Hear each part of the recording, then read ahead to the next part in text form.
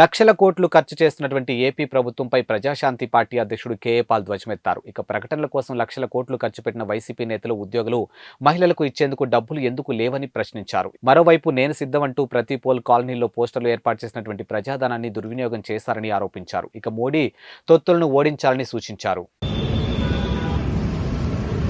చూసారా, నేను సిద్ధం అని జగన్మోహన్ రెడ్డి గారు 1000 కోట్లు ఖర్చు పెట్టారట.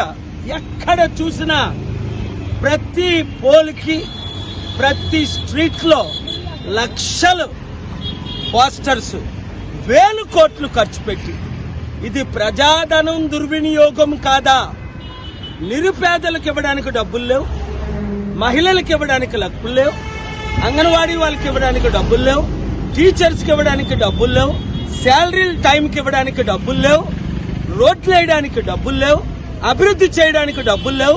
10 లక్షల కోట్లు అప్పు చేసి వీళ్ళిద్దరూను రాష్ట్రాన్ని, దేశానికి అమ్మేశారు. పాలన రావాలి, పాలన మారాలి, చిత్తుగా మోదీ తొత్తుల్ని ఓడించాలి అంటే 7569441275 ప్రతి ఒక్కరికి ఈ వీడియో షేర్ చేయండి, మీడియా ద్వారా, సోషల్ మీడియా ద్వారా. Thank you very much.